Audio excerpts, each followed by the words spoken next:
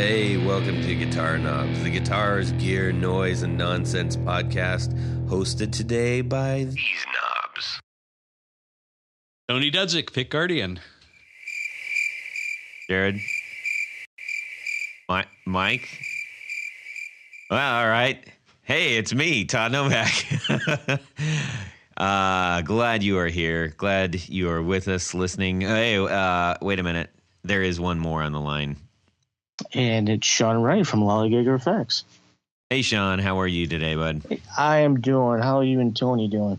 We are doing. We're holding very down well. The fort. Yeah, we are. The fort is officially being held down. The fort down. is with us.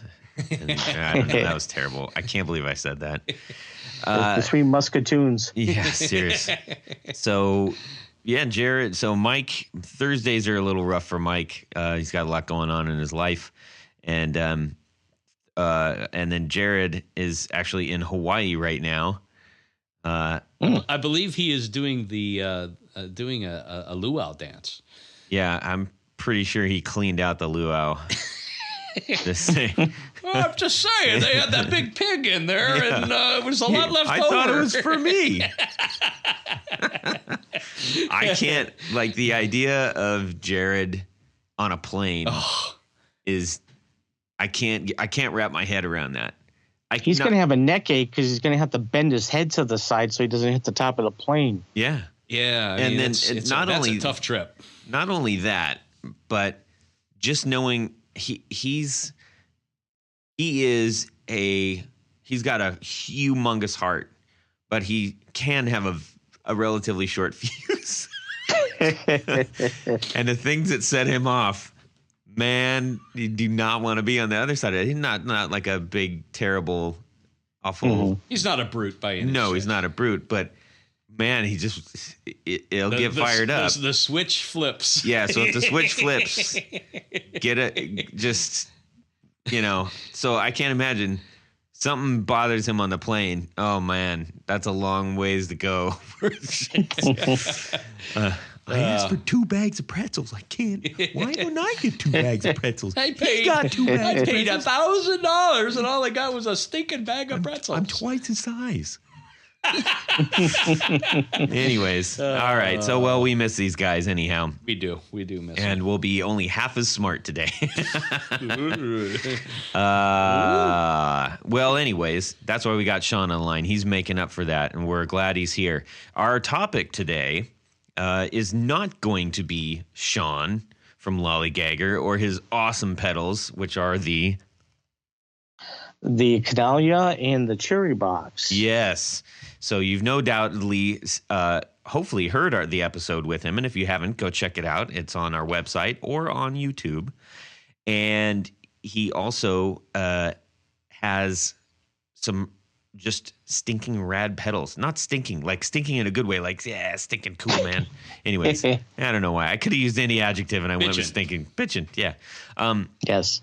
We are going to be talking today about from a layman's standpoint, from the regular guy's standpoint, what's going on in the world with the guitar industry right now, and retailers in particular. Yeah, there's some recent news that popped up that set this all off, and we're going to get into that. Cherry bomb. Yeah. Oh. Nope. Anyhow. I can't now. I gotta not think. It's all about product placement. Yeah, now I gotta not think about the Runaways. Count to 10. Okay, Tony, what's going on in your world? Well, wait a minute. What? Who? You got something to do? Oh, yes. Everybody, you everybody jumped the can't gun. wait to hear about this. Okay, so. I'm thinking probably Jared in particular is missing this. Yes. Because, he loves this segment of the show. And I know a lot of you out there dearly love the things that we do here at the Guitar Knobs podcast. Yes. Yep.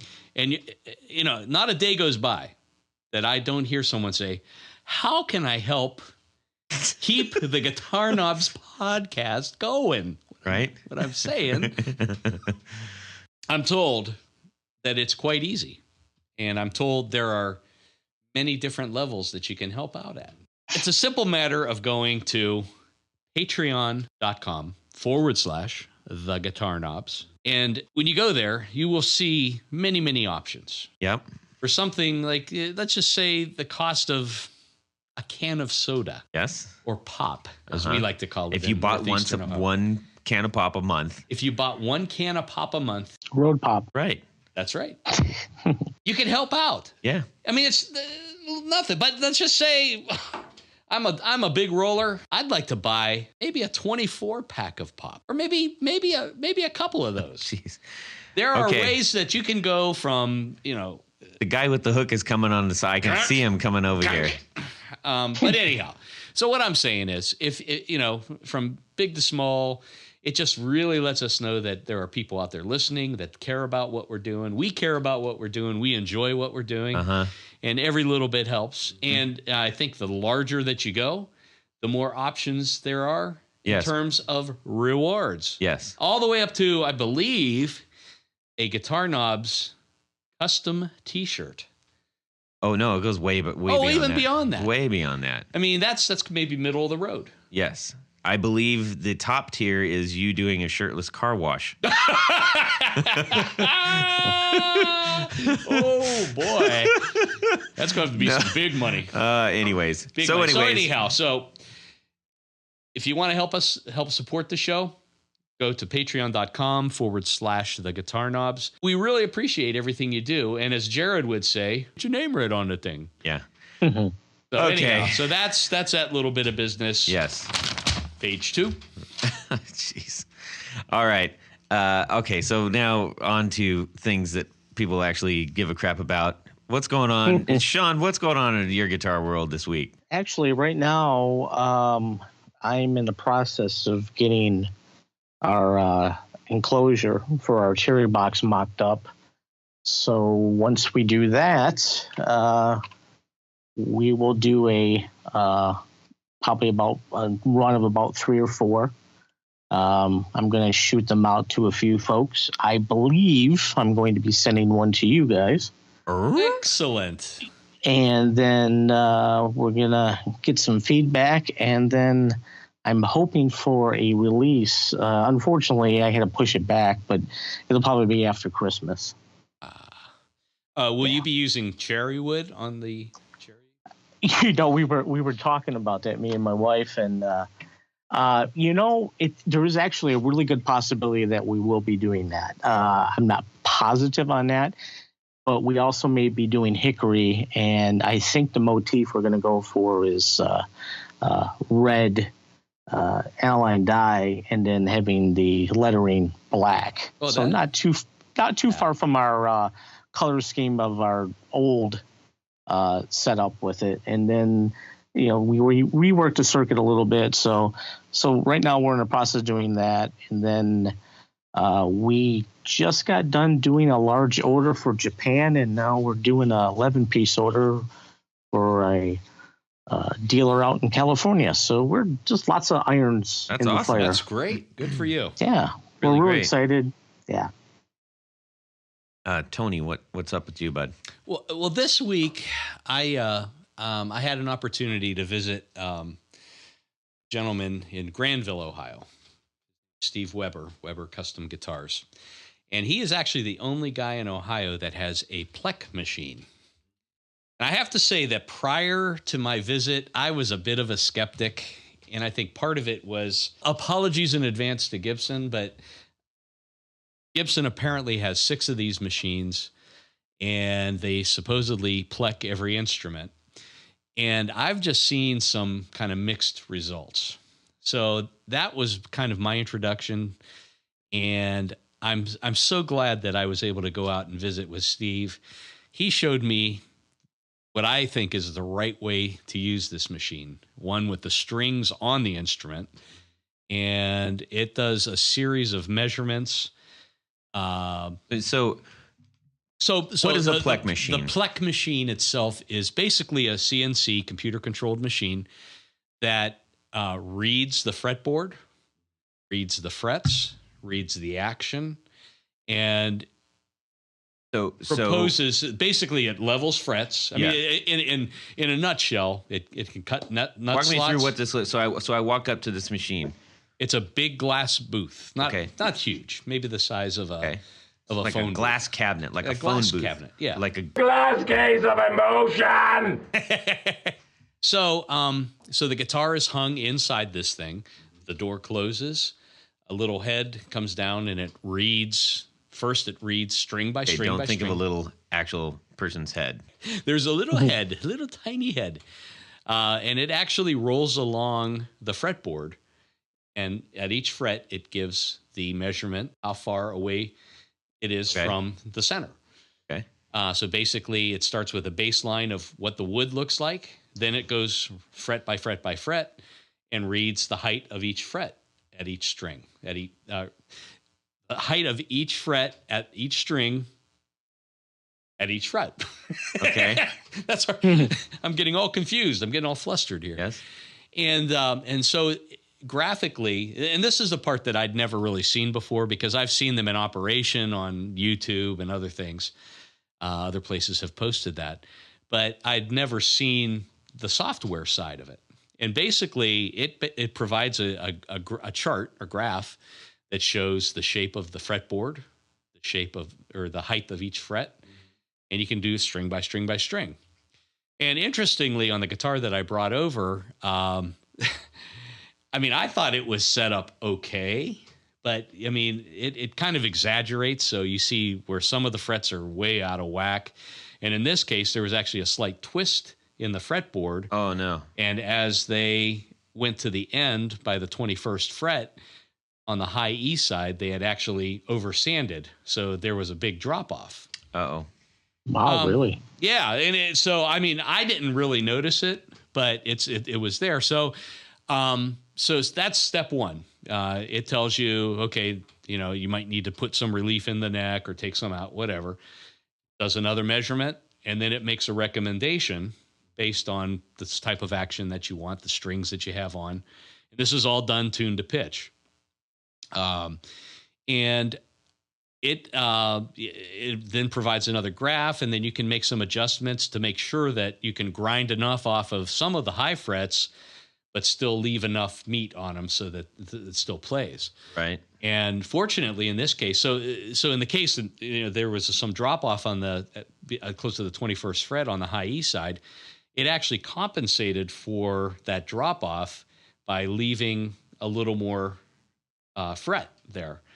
So, I mean, once you give it the okay, it goes back in. The first thing it does is it cuts the nut slots to the specs that you want. It goes in literally fret by fret.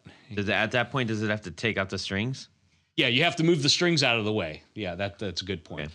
Yeah, you move the strings out, you loosen the strings, move them out of the way. It does another measurement so it can see how much string tension was pulling on there. Then it says, oh, okay, so it needs to come down X number of, microns, whatever it uses. But it literally goes fret by fret. And now this was a guitar that actually had a finished fretboard on it. Yeah. And I was a little nervous, but Steve said, no, you don't have to worry about that. And sure enough, it left the fretboard alone, but it just literally ground down the frets, shaped the frets. Some of the frets needed 8 passes, some frets needed 4 passes on this thing.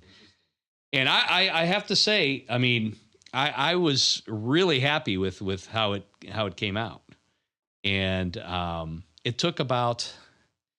Well, Steve was explaining a lot of things. It took 2.5, 3 hours to do, but other people that I know that do fret work, it's usually a good fret level is about 2 hours anyhow, no matter what. But this one, I mean, I don't think a human can do as precise a job as this. Yeah. So what did that cost you, or what's the typical cost? I think he typically charges around $200. If you want to put a new nut on, I think it's an additional $40 or $50. But it worked out really well. And in this case, I don't think I would have been able to. I hate doing fret work to begin with, and had I taken it somewhere, I don't think someone would have been able to get it as close, right, as what this is. Well, it would probably also help identify if you actually need to, anyways. Yeah, like exactly. Refretted. Yeah, I mean, there comes a point. I mean, if the fretboard is so wonky, that you can't do it, it'll tell you that grooves are too deep, or stuff like that. Yeah, but it's a really it's an interesting process. I'm glad that I had a chance to do that. Yeah. At some point, we may want to have Steve come on and talk about it. But he's apparently there are only 13 of these Plek machines in the U.S. It's a German-made instrument or machine. Yeah, and Gibson has 6 of them. Right. But what Steve told me is they are kind of using it half-heartedly. Maybe in a custom shop, or no, they do every guitar except they don't put strings on the guitar. Huh. So they're basically, he said, in his opinion, probably 1 out of 100 actually gets set up properly. Wow. But because what they're doing is they're using it to level the frets and cut the nut slots. Okay. And without any strings on it. And the beauty of this system is it actually does take into consideration the string tension. Interesting. So there you have it. That was kind of my highlight of my week. That's cool. That is really cool. How about you, Todd? Yo. About your week. My week consisted of trying out a couple new pedals. I was experimenting with a friend's hand-built overdrive, just kind of checking it out. It was nothing necessarily super special or anything, but it was cool just to kind of play with another drive. I like stacking drives, and I'm trying to find some signature sounds and trying to find that sort of like magic combo that maybe doesn't exist just in a straight one line kind of thing, like this pedal plus this guitar plus this amp equals kind of thing. Yeah, always in the search of new drive stuff. There is a pedal that I want to build that I'm kind of excited about. So I was kind of mocking that up and just seeing what it's going to be. More to come later on that. But other than that, I'm just like playing the living crap out of my stuff. I feel like I'm in a creative hotspot right now. Like I mean, it may just be the kind of thing where the more you do, the more that comes out, kind of thing.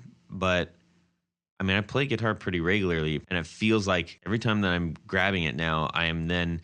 I created a little flexible arm attachment to my pedal board that holds my phone, so I can get close enough to the amp so I'm not getting that ambient. Like, when you record on it, you can hear the guitar too, so you get the wet dry kind of thing going on, and I can't stand that because I want to hear what the effects are really doing. And so every time I'm picking up the guitar now, it's just like, holy crap, that's a thing.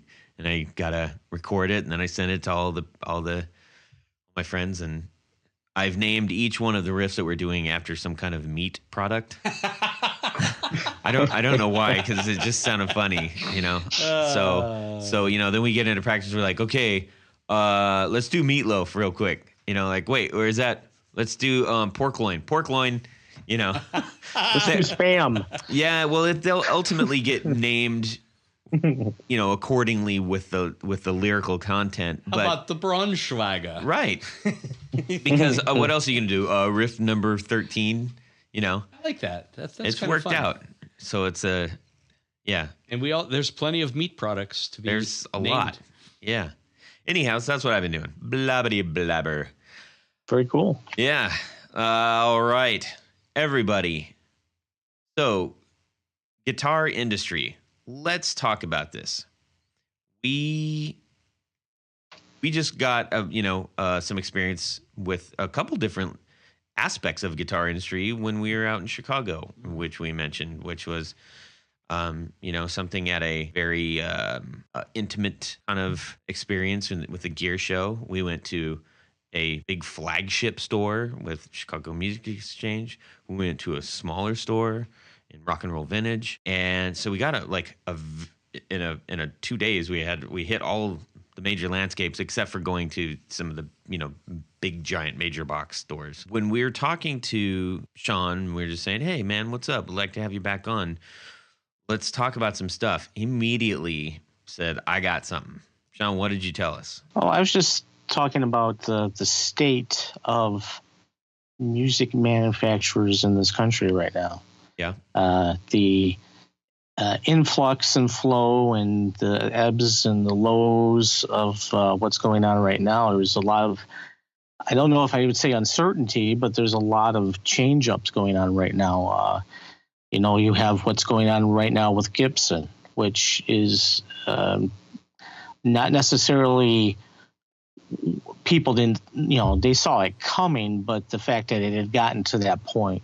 And I think I was telling you and Tony about PGS closing doors now. Yeah, so if you go to try to find what Andy, one of the most beloved demo guys out there on the interwebs from Pro Guitar Shop, you're going to get redirected to Reverb. That's right. So now there's a little sign that says, hey, Andy's with us now. So can you give us shed a little bit of light on that real quick?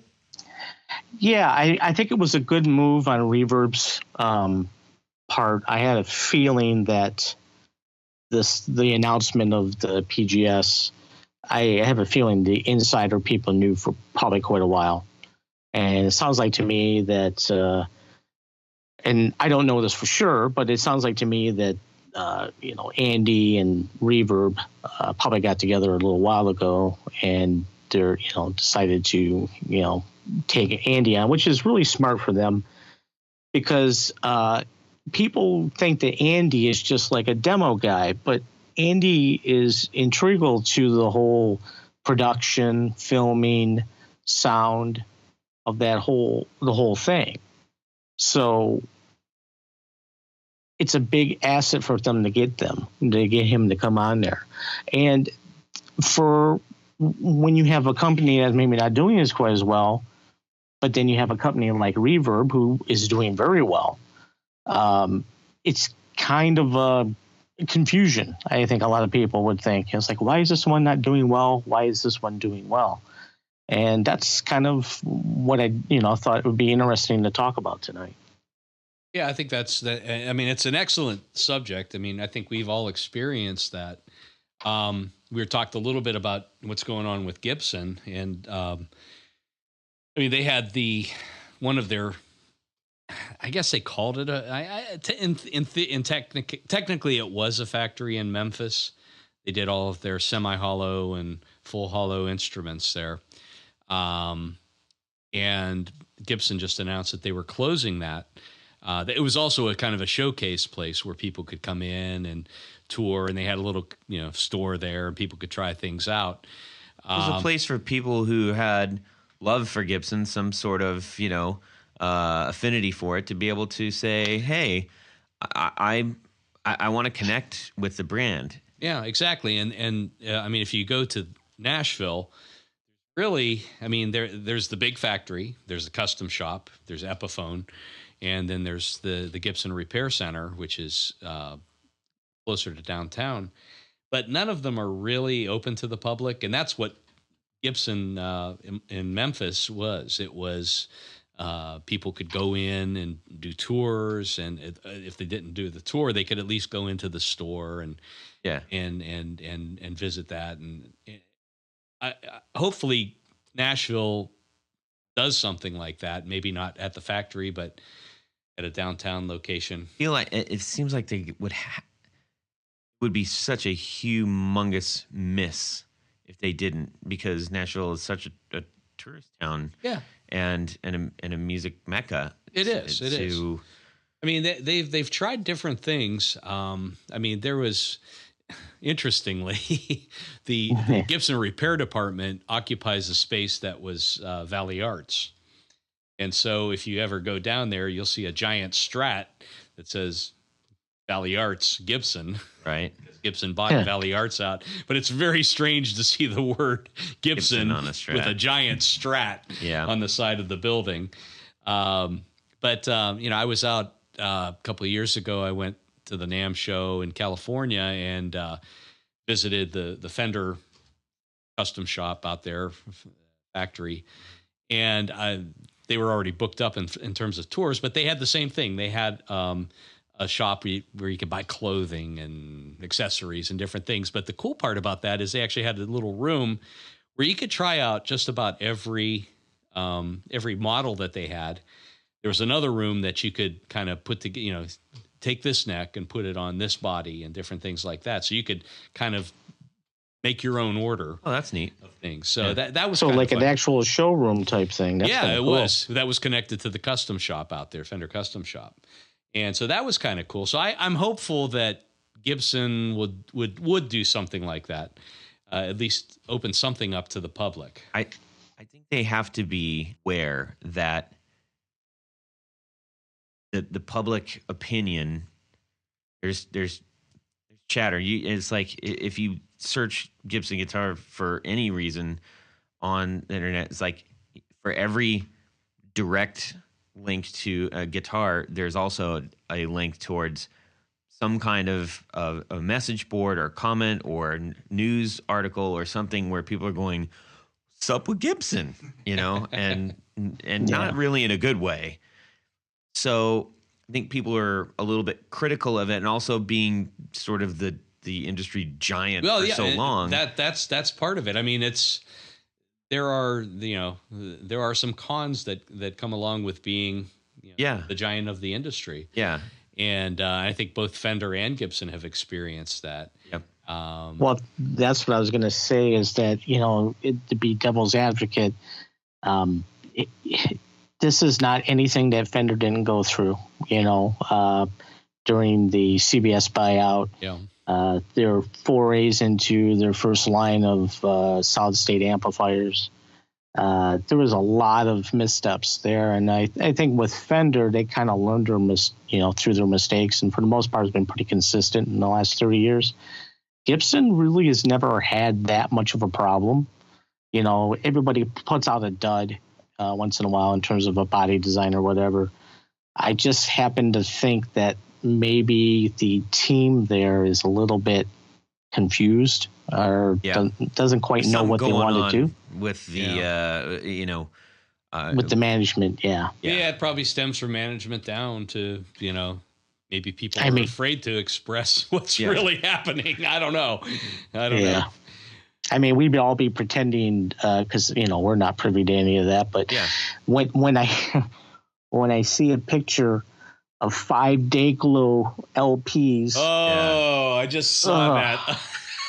You just gotta wonder what are people thinking, and I'm not trying to berate or belittle. Yeah, everybody has to try something different, but they just seem to me they've done a lot of weird things lately. So shall we say maybe they'll grow out of it? I don't know. Well, I think I'm going to buy some stock in hairspray companies because apparently hair metal is back.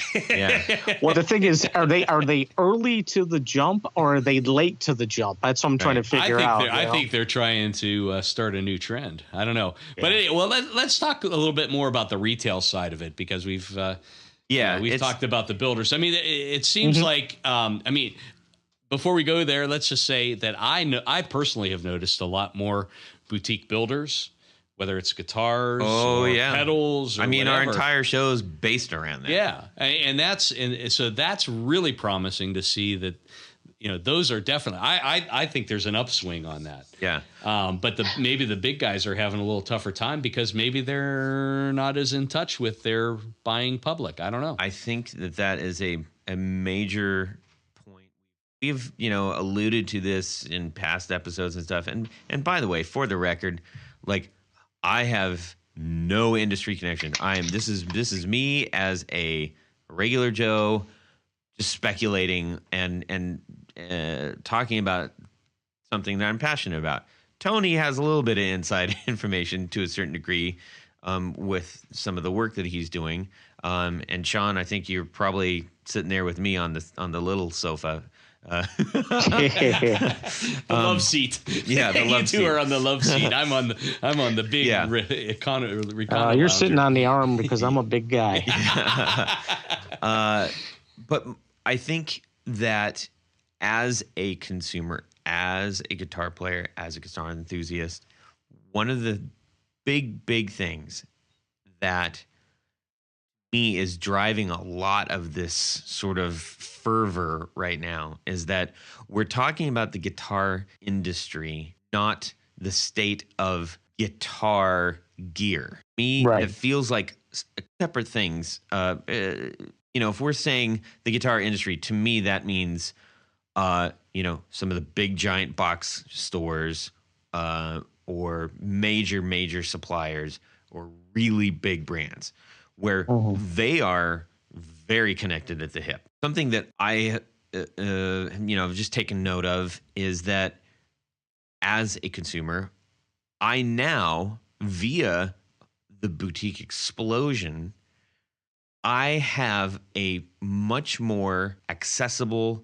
tangible way to more directly form emotional reason to want to align with a specific brand of pedal, of guitar, of cable, and just about anything. Pedal board, you name it. There are brands now that I have direct access to. They feel familiar because I'm seeing them constantly in my Instagram feed. I can have a direct conversation with them via any one of my social platforms. So what that is offering us now, we've, to a certain degree, removed the middleman, right? And Totally, the middleman has been the big box in the past. Guitar Center. Or even mom and pop stores. Yeah. Which the big box stores helped drive out of most markets. Right. So if we're talking about that, let's just stop saying big box stores. Okay. Guitar Center, Sweetwater, Musician's Friend, Sam Ash, like you name it, all those things, and whatever else is in your specific country that you may be listening in. I know there's quite a few in the UK as well. When you go into one of those shops, you're to a certain degree, you're very much at an arm's length. Pedals are usually behind glass. Guitars are the expensive ones are hanging up a little bit higher. You have to ask someone to use it. You have to, it's a weird experience. Oftentimes, not in every shop. I think there are plenty that aren't like that are trying to remove some of that barriers, some of those barriers. So when people are saying, "Oh, the guitar industry," it's like, well, wait a minute. Maybe this is not a bad thing, Well, when you think about it, I mean, it's not terribly different than when Leo Fender opened up his shop in the late 40s and even into the 50s, where he was the guy that musicians would go over to Fullerton and say, well, Leo, I'd like to try one of your guitars. In fact, he would oftentimes take his guitars in the early days out to, he loved country music and swing music, and he would take his guitars out and have the guitar player try it out and see what, give him some feedback. And so I think maybe the saving grace of it is in a lot of cases, you are actually talking to and dealing with maybe the person who is building or at least running the company. And I think that makes a big difference. I mean, in my case, like with Pick Guardian, there's a lot of people that say, hey, it's great to be able to email or talk to the guy that's actually doing the work. And I think there is a connection there. Oh, yeah, absolutely. And just like if you whether it's a pedal builder or a guitar maker or an amp builder, yeah, being able to interface with that person either one-on-one or through email or whatever, there is a connection made. And someone that can answer a question or say, oh, that's the sound you're going for. Well, why don't we try this? Yeah. Sean, you are, you're sitting right in the middle of this. I feel like if we were at a table, you're like, guys, I'm right here. I can hear you. Actually, I have quite a few theories about kind of what's going on right Drop now. it on us. I think it's a combination of a few things. I think with the larger stores, I think especially like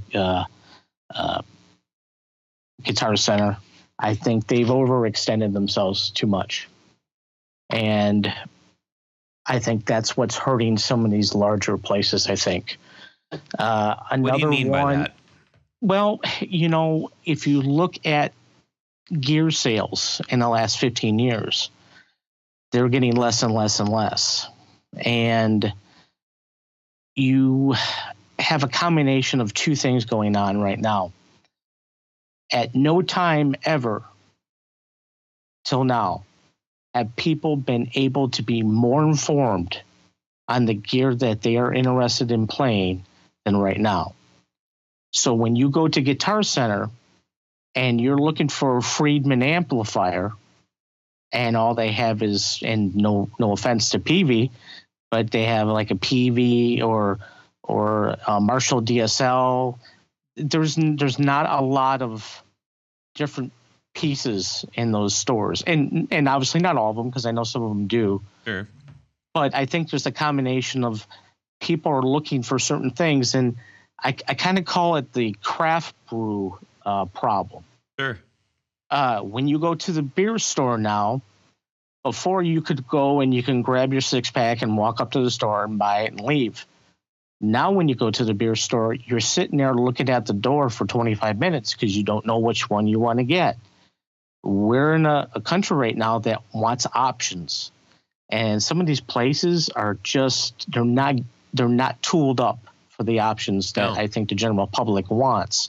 And I think that is what is helping right now the boutique movement with gear. I think, as much as I think there are some aspects of it that are saturated a little bit, I've said it before, I don't think these are the golden years in terms of any kind of gear right now. There is no gear that's getting better built than right now in this time. And the options and the availability, like you were saying, Tony, be able to talk to people. I mean, not talk to a receptionist, not talk to the foreman. You're talking to the person who's actually taking your order and who's going to build your cables, or who's going to build your pedal, or you're talking to the guy you want to design a guitar with. And that is not an option that you're going to get with these larger places like Gibson and PV. They are manufacturing centers, and I get that. I mean, you couldn't be on the phone all day long with the amount of customers that they have. So I think there's just a degree of people want options. People are more knowledgeable about what sounds they want, or at least what gear they want to try. And I think that they are looking back to a sense of quality, where I think the Walmart mentality of the society is kind of starting to change. I'm seeing a more movement back to the mom and pop stores. I think there is a degree of, in terms of, fluency, in terms of like you have your lower income people. They're always going to shop at the lower end. And then you get, I think the middle class is starting to get a little bit stronger now. I just think people are saying, I don't mind spending X amount of dollars on a good piece of gear. Now, it's not like it was 20 years ago where people were just shooting units out the door. But I think with the boutique guys, the guy only has to sell 3 guitars a year. You know what I'm saying? If he's doing it on the side. Yeah. Or like a Cower guitars, which, they're moving out lots of units, and they're a small. They don't have to get every part of the corner of they just like, this is our niche. This pays our bills. We're happy, and move on. And I think that's one of the things that it's going well for the smaller guys and not so much for the larger. Yeah, you mentioned that people want options, and I would actually, I'm going to expand on that a little bit. I think that there's a difference between saying we want options and we want, I use the term often, signature or fingerprint, right? Mm-hmm. As an enthusiast, or even if you consider yourself a musician or just an enthusiast, either way, if this is your passion, if this is your hobby, a way that people get deeper into that is by making it their own. If we say, well, people want options, and Gibson responds, they say, great, here's 17 versions of the Les Paul. That's not necessarily what we're asking for. Right. That's exactly We it. may not actually be asking you, Gibson, for 17 different versions of that. What we might be saying is we would like, hey, said store, instead of giving us 5 major brands of every piece of equipment, we would like more different brands. Diversity. Right? Diversity in actual product, not in version of product. So I'm not going to be enchanted if I see, oh, there's 27 Telecasters up there, all by Fender. It's like, okay, I want to see a Nash. I want to see an Asher. I want to see, I want to see the different versions of that guitar from different manufacturers who have put their own twist or their own fingerprint, their own signature element, so that I can then say, yes, I love the Telecaster body. However, mine's different because mine is got a little bit shaved off. Like I'm really enamored with the Asher guitar right now.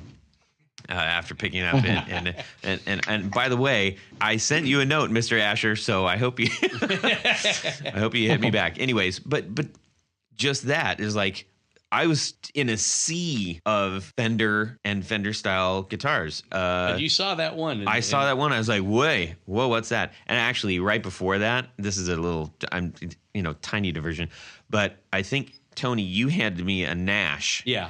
You picked up this Nash and you said, dude, this is you. Like, look at this. And it was like a dirty white, had some nicks on it. Okay. It was off-white with a white pick guard. Okay. And I like remember, I've got a photographic memory. So like, I was like, bow, right? And I saw that. Interestingly enough, their interview with Earl Slick, I'm willing to bet, because he was playing a Nash, and it was the exact same. And I was like, that's the guitar that I was holding. That's kind of cool. I'm willing to bet that they just walked over across the street and he picked out a couple guitars, went back and did it. Yeah, could be. That's my story, and I'm sticking to it. Earl Slick and I played the same guitar. Wow. Anyways. You're famous. Diversion. So anyway, I just wanted to point out that no, not 5 or 6 neon. That's not what we meant. Yeah. I think being in touch with your buying public is so important. Yeah, and knowing, there's a certain amount of pre-guessing, I guess, that you have to do. But I hate to keep dwelling on Gibson, but they've had a lot of fumbles over the last couple of years. I mean, the biggest was the auto tuning system, which just about every guitar player hated. And I know they spent a boatload of money to be the exclusive distributor. Back, actually. Well, I think it's still available, but I mean, they're selling them off like really super cheap. Yeah. Trying to get rid of them right now. Yeah, and that was just kind of that I think spoke volumes about offering something that nobody was asking for. Yeah, I can't. But even with that, though, I can see that they're trying to do something. Maybe they're not tuned into, or not doing it correctly. Tony, did you see the ad where they showed the neck of the LP and it had a crack, and it was an ad?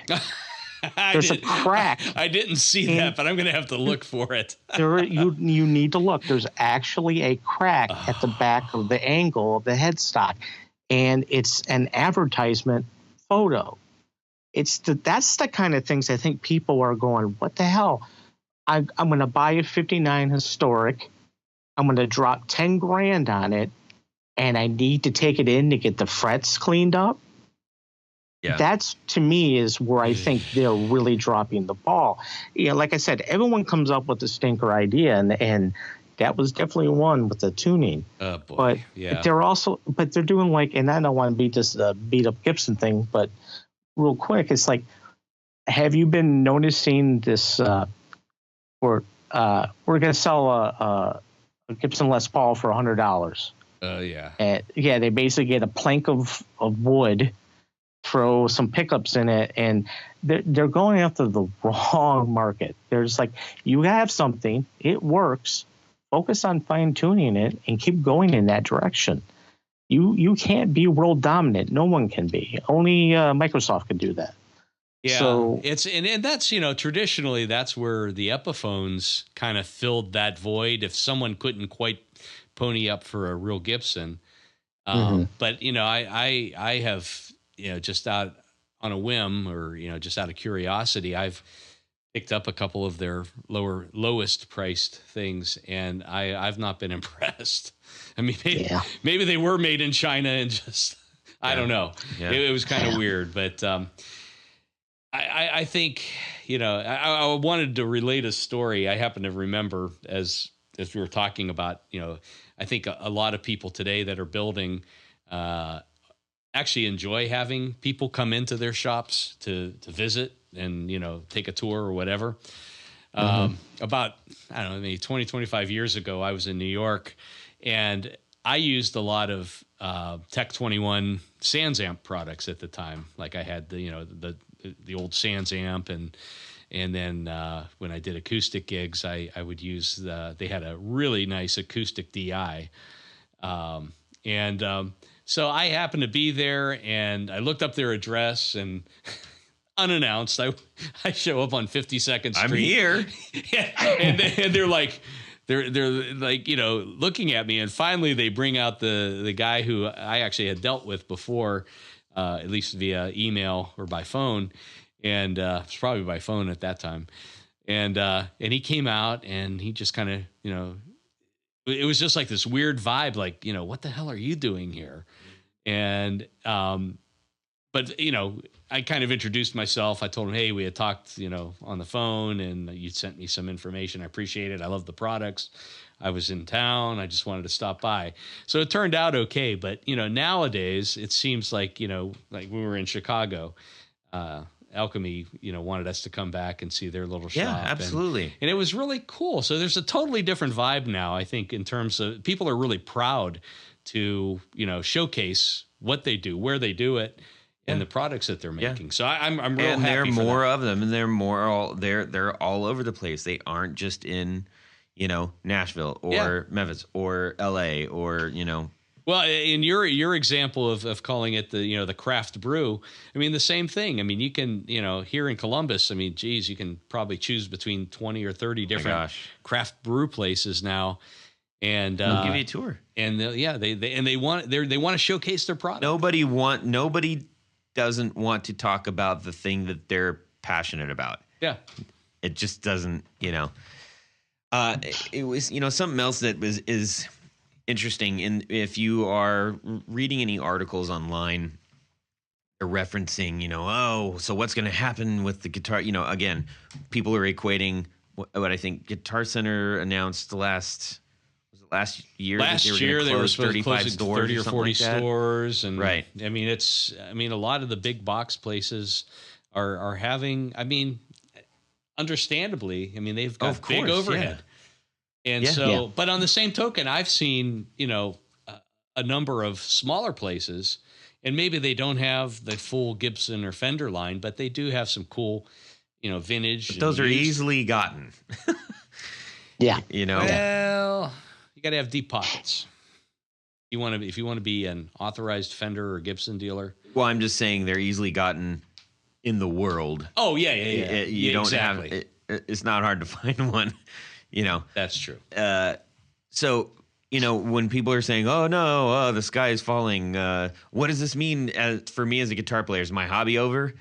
No, not at all. No. And you know, it's something to conversely make a point is I get my email from FX Database.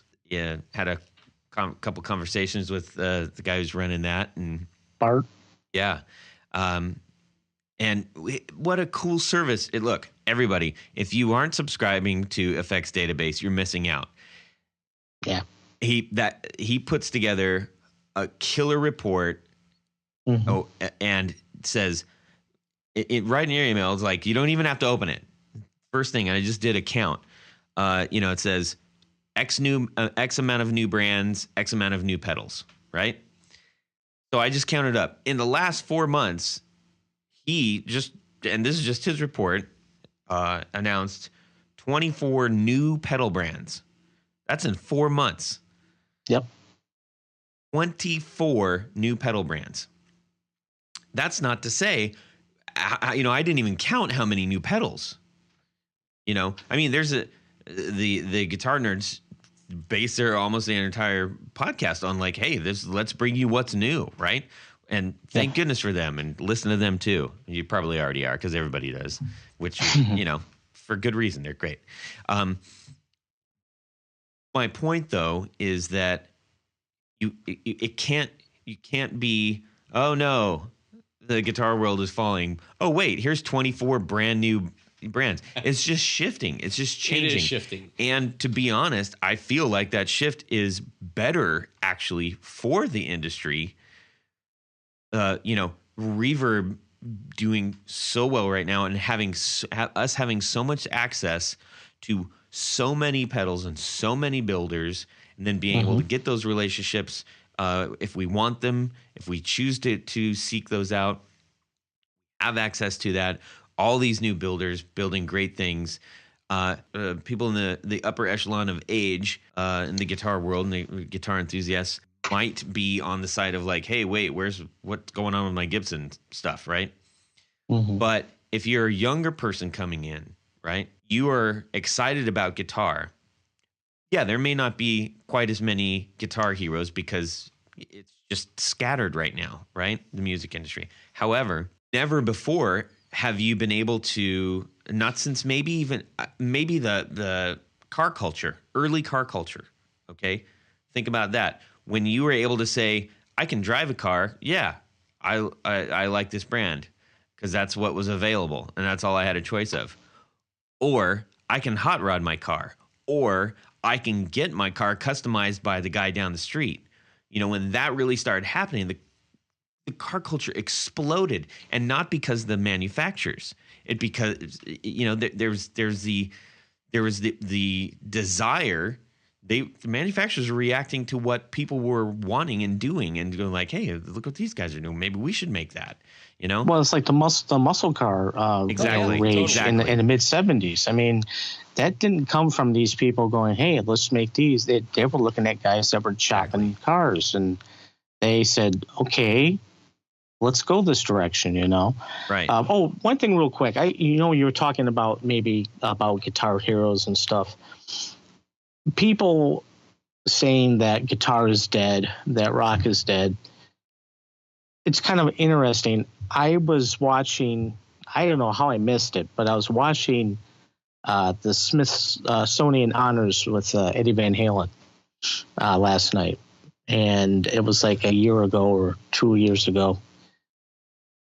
If you think about it, Van Halen came out in like 78. People have this idea, at least people younger than me, that guitar has been going on for the last 40, 50 years. When Van Halen came out, disco and punk rock were like the only things, and soft music were the only things on the radio. There were no guitars. There were no rock bands. There were some larger rock bands. It goes in ebbs and flows. It's like right now, it's like it was in 75 to 79. But what happened in 80? You got Randy Rhoads, you got Eddie Van Halen, you got George Lynch, you got Yngwie Malmsteen. It'll come back. People get so freaked out about that. Like you were saying, Todd, it's like this is a great time right now. And I tell people in the business is that if you wanted to be in the music gear business, right now is the best time to get in. Just like any business, you get down in the business at the worst moment because it won't get any lower, and more than likely it'll go up. That's so this will clear out some of the builders in either guitars, amps, or pedals, the ones that can't survive, or the ones that didn't. Not because they didn't build great stuff, but maybe they weren't good business people, or because of whatever. Yeah. It'll get weeded out, and the strong will survive, and that will carry on to really great products. Also, no other time in the history, and I keep kind of saying this, but you can get tools to make excellent guitars. You can get parts to make excellent pedals. It isn't like it was 30 years ago where if you were a small gear manufacturer, you didn't know where to go. You were like, I got to go get a DigiKey catalog, and I got to look up. No, you call Mammoth and you say, okay, I need this, and this, and this. Yeah. And then I go talk to the guy who does etch boards. And you don't have to buy 10,000 of them. You don't. And I think that is one of the things that the larger manufacturers, if they're not taking note on, they're at least ignoring it, that anyone could build a great quality piece of gear at a reasonable price now. Yeah. Touching back on the Guitar Hero thing, I think when we're referencing Guitar Hero, we're referencing a known that has baggage to its name. So we attach that to specific people and time and specific styles of music. I think the Guitar Hero is less about a one unified hero and again, more variety. We just may not be casting all our votes on one single person anymore. There are absolutely, I mean, there are Guitar Heroes that only exist on Instagram and YouTube. Or Bandcamp, yeah. You know, I mean, there are people there who probably, arguably, have more hand raises than guys that are selling records. You know, so whoever might be on a cover does not necessarily reflect who we might have affinity for, right? I'm finding new guys all the time that I would consider guitar heroes that aren't mentioned in magazines or, you know, wherever else we may now see guitar heroes. It's not the big stage anymore. There are so many more facets and breakdowns of who those people and things are. Our worlds don't have to be defined by everybody else.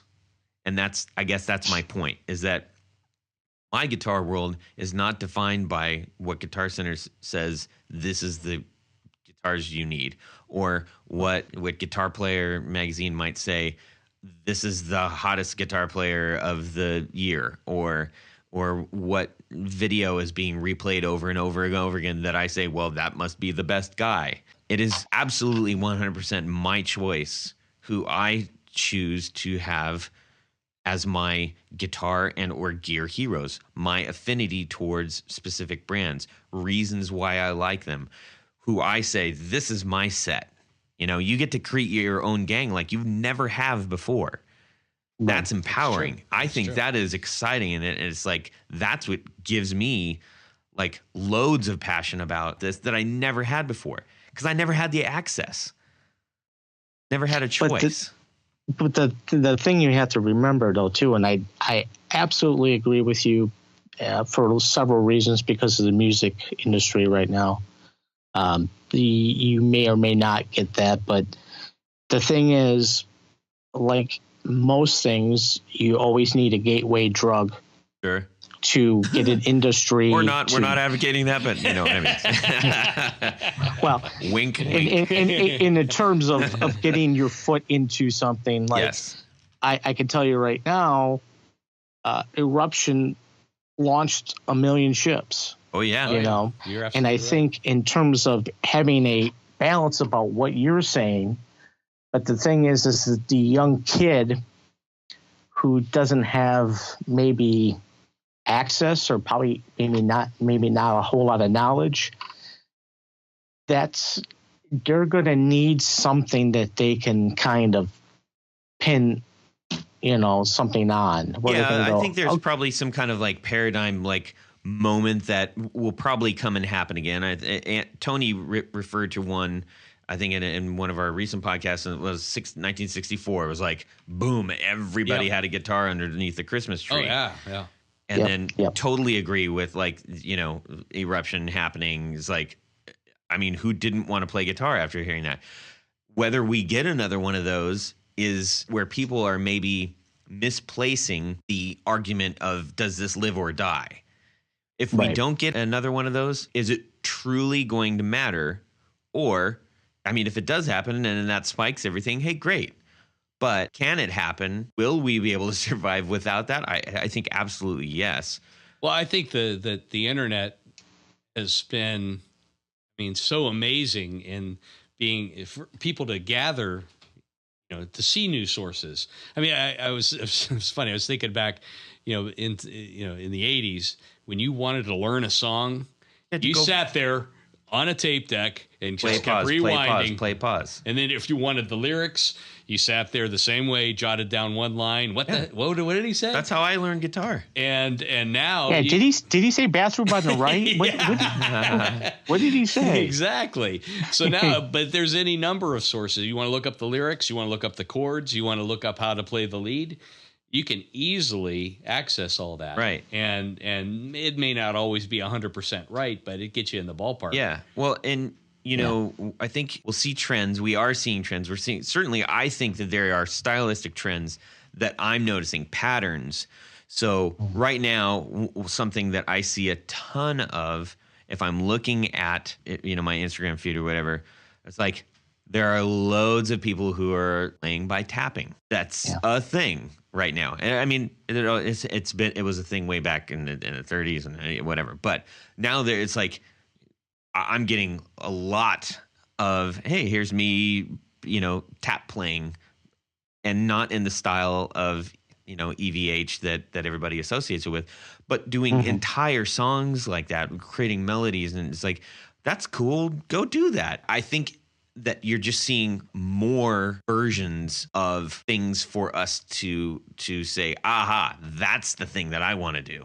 And then everybody does that and then shares it, Well, like you were saying, that Tony was talking about the Beatles and Ed Sullivan, it doesn't even have to be somebody who's a great player. I mean, right now with the indie scene, there's a lot of just great rock and roll bands out there. And the Beatles made people pick up guitars. Elvis made people pick up guitars. It wasn't just Eddie, it's like there's people like, I just want to know 3 chords and I want to turn it up to 10. That's all I care about. Sure. So I wouldn't necessarily focus on just the guy with the technique. Oh, that's definitely part of it. It's just like, it just takes that one guy to write a great rock song with guitar in it. And people go, I want to do that. Yeah. I think you had that with Cobain too. I personally am not really a fan, but I mean, well, there are definitely certain watershed there'll bands. Be another thing that comes along, and everybody's like, holy! I mean, hey, look, I think Queens of the Stone Age are doing that 100% right now. Like they are just injecting adrenaline back into rock, and like people are saying, I don't know. It's just something I'm aware of in my personal set. I'm just saying, Grohl has, for a drummer, he's done a hell of a job bringing the guitar back. They're out there. They're out there, and there's, I'm confident that it's going to be better than ever. It's going to be healthier. Sean, you've said that before. It's like this is the time. We've never seen it like this. I think so too. Yeah. Now I'm saying that we're couch experts right now. We may be eating our words next week, but right. But no, it's interesting because we've kind of shift focus now because we started with manufacturers and retailers, and now it's a circle. It feeds each other. It's like they do. If nobody's asking for the products, nobody's going to build the products. If nobody builds the products, nobody's going to play for the products and ask the products. So it all works together. The only difference is that it's a constantly spiraling upward thing because of new players coming in, new technologies, new advents in music, and the exit of old ways of thinking about things. Yeah. That's the only difference. And innovation too. I mean, look at Florian. Oh yeah. I mean, there are people that are doing really great things. His millimetric guitars they're awesome. Nobody's no doing one that. was doing that. So there's a lot of innovation also going on. The digital effects that are coming from guys like Dr. Scientist and Mantic and a lot of those Canadian guys, they're doing really super innovative, great stuff. Canada. Yes, they're kindly killing us. Sorry.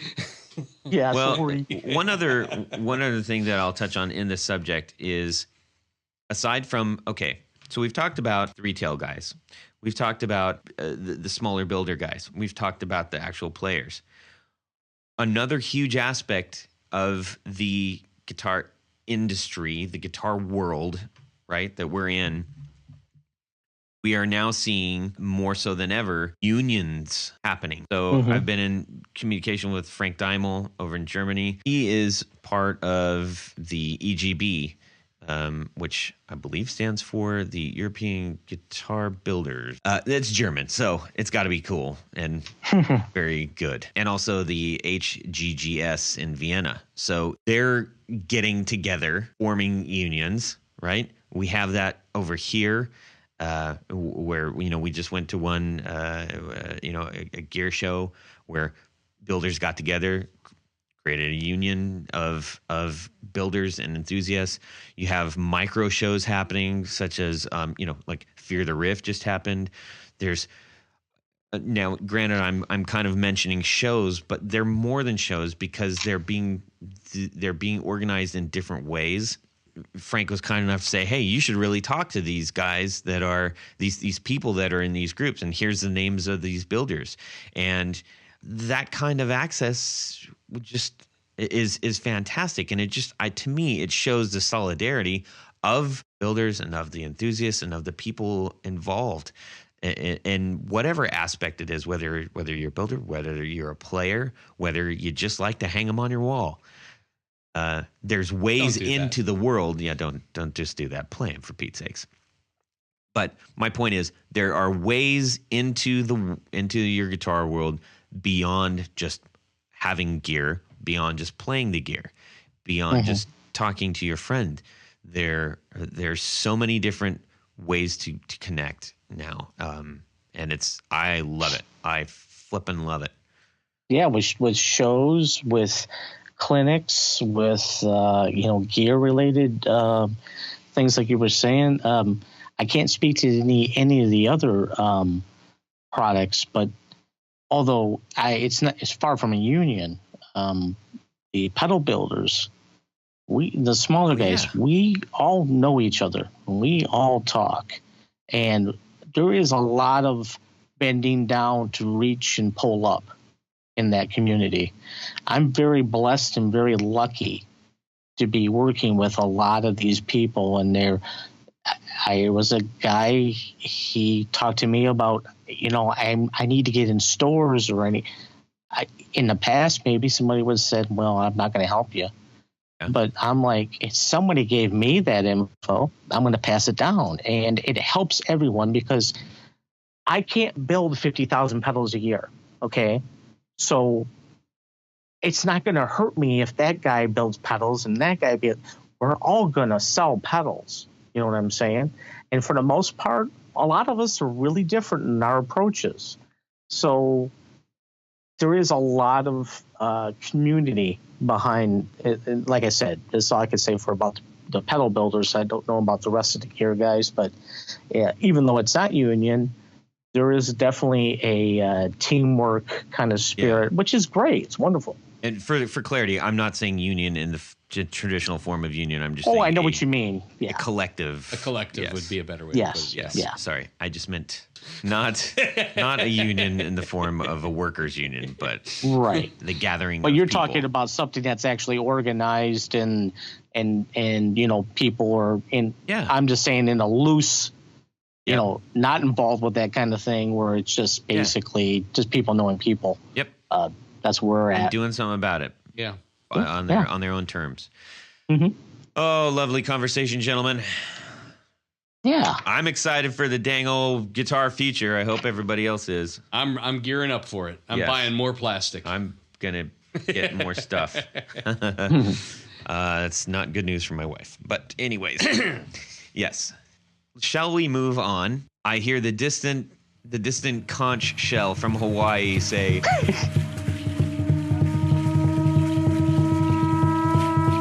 "Would you rather?" I don't know if that's Hawaiian or not, but it sounded like Hawaiian. So what do we have? Okay, so in honor of Jared, we are going to do Would You Rather? Yes. It's a double in your honor, I guess you could say. double. Yes. A double. Would you rather? In honor of Jared? Nope. No? Nope. Nope. Bigger. Think way bigger than him. Not in size, but in... Oh, in terms of pettiness? Yes.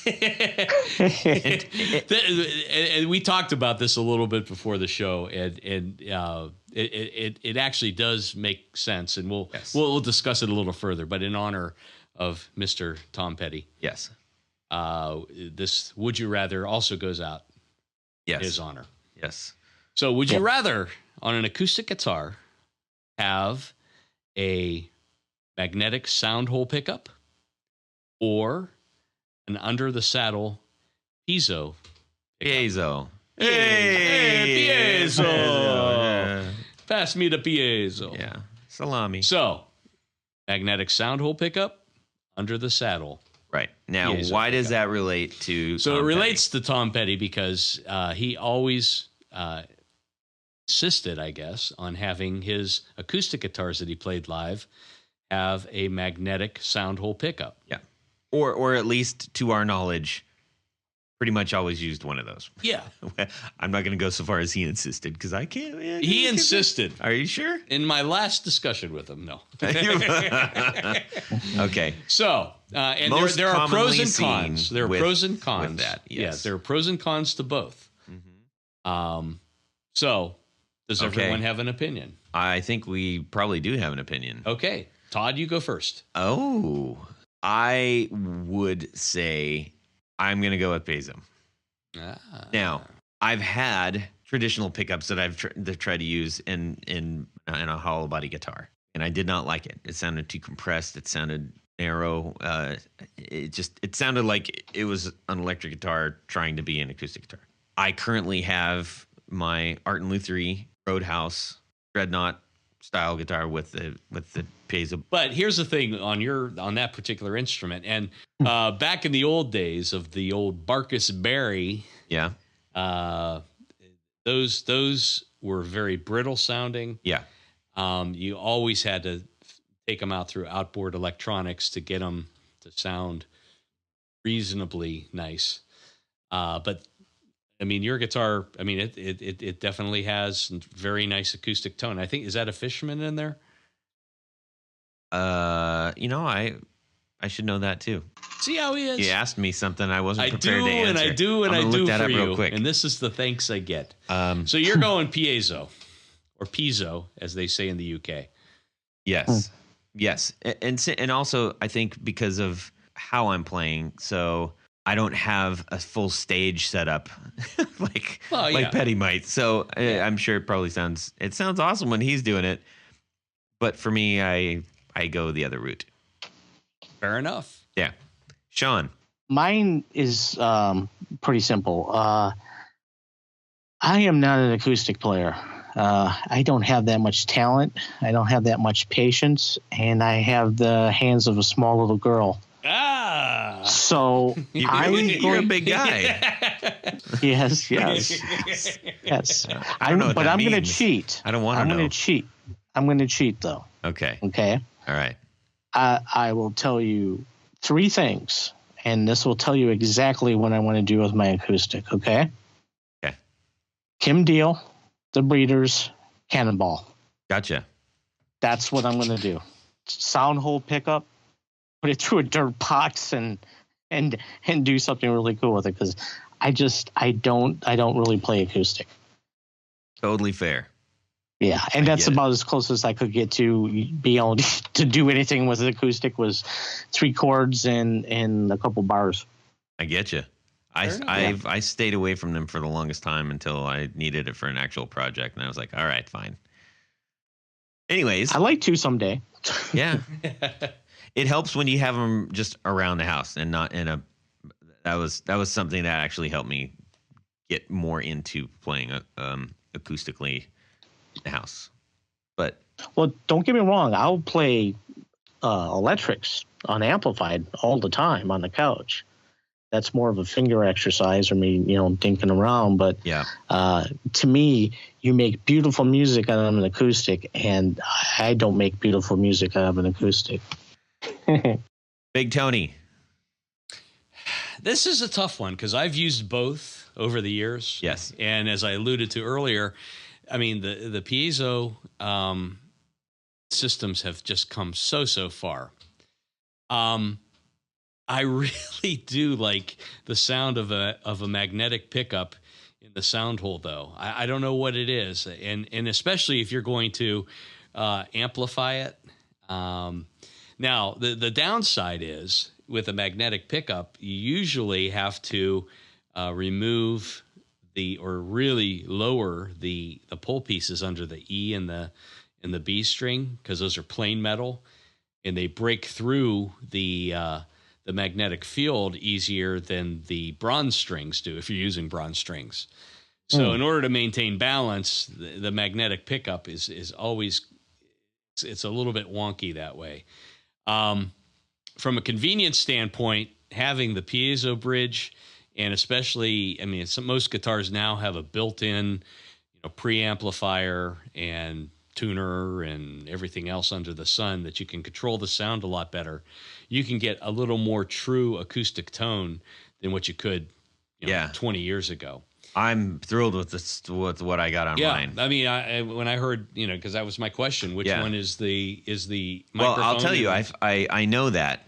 I found that out via the magic of the internet. It is actually proprietary. Godin, the Q1T, built-in electronics, and it's got a built-in tuner. But it doesn't. It's just got volume, treble, and bass. Yeah. It's not super complicated. I've picked up, I remember one of the last ones that had onboard electronics was a Takamine that I was just like, "Where's the manual?" It's like, holy crap! This is like an entire computer system inside the guitar, and it was just completely overkill. And for me, no. Simple. Make it simple. Well, that's so I guess my end answer is, if I were to need just one or the other, I would probably go. If it was for a live gig, I would probably go with the piezo, and I still stand by my SansAmp Acoustic DI outboard pedal. That one, I mean, I'll have to try that. Will you let me try that? Yeah, absolutely. Okay, cool. It is. I mean, it gives you some control. It gives you blend. It really has a notch filter in it, so you can dial out. I'm using the bags right now. Yeah. That's not a bad one either. Yeah. But that's the one. I mean, for years when I gigged acoustically, that's what I used. Yeah. Oh man. So there you have it. Cool. Cool. Excellent. Yeah, and if you are saying, hey, this sounds really good, and I'd like to get a guitar with that, I'm just saying I will absolutely vouch for my Art and Lou 3. I love that guitar. It is fantastic, and it did not break me to buy that. I absolutely love it. And if you want a custom pick guard on it like I got, you can hit up Tony. I know a guy. I got a guy. All right. Hey, speaking of we got guys, let's see here. We're gonna share a few things. We've got some important people. If there were girls, I would have said we got guys and girls, but right now it's only all guys, and that's okay. Right. So we want to thank our executive producers for their support of our podcast. We have, I'm going to read from backwards this time. We got Robin Smith, Derek Fitzer, Pete Marshall, Carlos Mancha, Matt Brammer, David Wolfson, Martin Cliff, and Tom Barazin. Thank you guys so much. We truly appreciate it, and we enjoy your interaction on our socials as well. Absolutely. If you would like to become an executive producer, head on over to patreon.com/theguitarknobs to find out how. And also make sure that you check out our Instagram. We post lots of good stuff on there. And our Facebook group, please join us on there. I know I have a little thing at the end that tells you where to do all that, but I just felt like saying it. It's a little bit more personal-like. And Tony, you can be found at? I can be reached at www.pickguardian.com. And also on various social media platforms. Excellent. And Sean? We can be reached at www.lollygaggerfx.com, and we are on the Facebook, Instagram, and Twitter. Excellent. All right, everybody.